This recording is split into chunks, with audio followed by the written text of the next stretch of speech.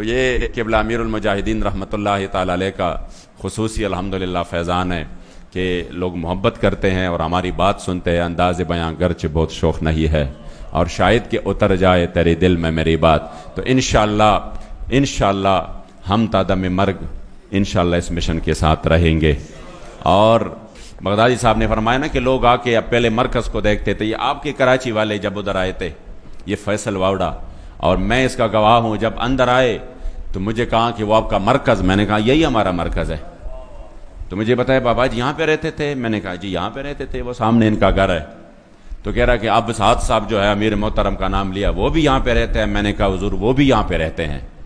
تو سامنے وہ چھوٹا سا کمرہ تھا، تو اسی کمرے میں جب بٹایا تو وہ ادھر ادھر دیکھنے لگا.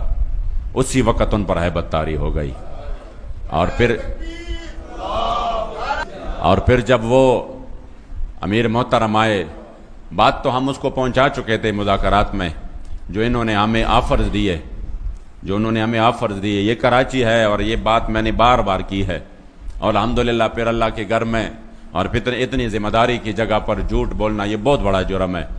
اور یہ بار بار میں نے پشتو میں، اردو میں، یہ ہے سوشل میڈیا پر، کہ انہوں نے ہمیں کہا نا کہ آپ اس معاہدے سے پیچھے ہٹ جائے تو ہم آپ کو یہ دیں گے، ہم آپ کو یہ دیں گے، تو ہم آپ کو یہ دیں گے. بہت سارے انہوں نے ہمیں آفرز کیے، سینٹ بھی دیں گے، ہم آپ کو آن دا اسپاٹ جتنا پیسہ آپ مانگتے ہیں ہم آپ کو پیسہ بھی دیں گے. اور یہ نہیں کہ ہم یہ پیسہ اس لیے دے رہے ہیں کہ ہم آپ کو خرید رہے ہیں. نہیں، آپ تو ماشاءاللہ دین کا اتنا کام کر رہے ہیں کہ ہم یہی چاہتے ہیں کہ ابھی آپ ایک مسجد میں کر رہے ہیں تو ہم آپ کو بازار میں لے کے چلے. ابھی آپ صرف پاکستان میں کر رہے ہیں تو ہم چاہتے ہیں کہ آپ جو ہے نا دنیا میں گھومے پھرے.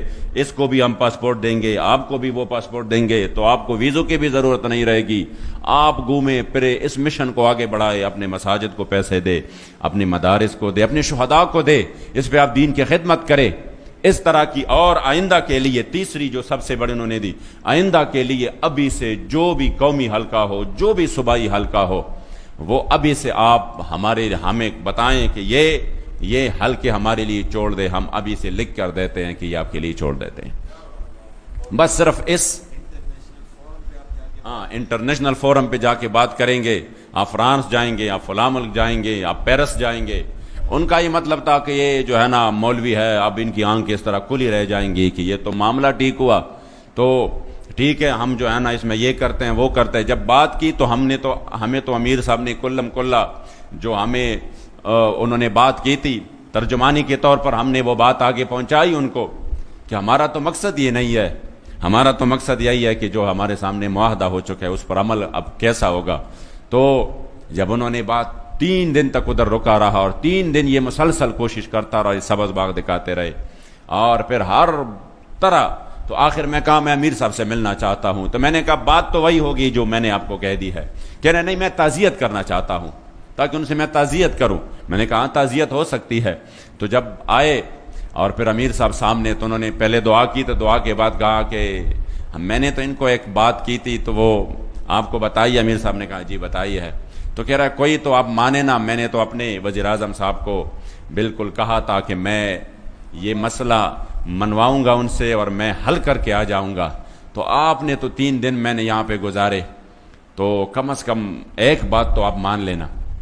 تو امیر صاحب نے کہا کہ کہہ رہا کہ میں کہ اپنے وزیر اعظم کے پاس کچھ تو لے کر جاؤں نا، کچھ تو لے کر جاؤں. چلو ایک بات تو مانے نا، ایک بات مانے، آپ اس سے پیچھے ہٹ جائیں تو ہم آپ کو دے سکتے ہیں سب کچھ. تو امیر صاحب نے کہا نہیں، ہم تو آپ کو بہت بڑی بات دے کر رخصت کر رہے ہیں.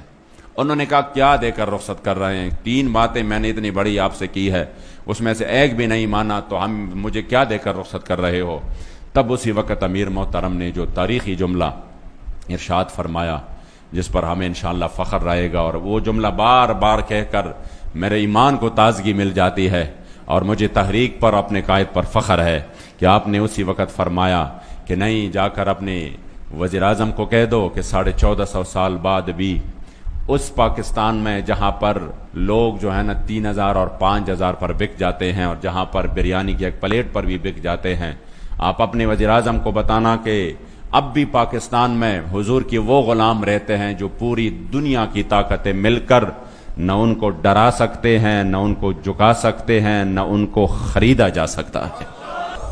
انشاءاللہ آپ کو اپنی قیادت پر فخر رہے گا کہ اللہ کریم نے ہمیں ایسی قیادت عطا کی ہے. اللہ کریم ان کی حفاظت فرمائے، پل پل حفاظت فرمائے. میں آپ تمام احباب کا تہ دل سے شکریہ ادا کرتا ہوں اور یہ امید رکھتا ہوں کہ انشاءاللہ اسی حلقے سے انشاءاللہ تعالی حضرت آپ قومی اسمبلی میں حضور کی عزت ابرو اور ختم نبوت کے پہرہ داری کے لیے انشاءاللہ تعالی ضرور پہنچ جائیں گے.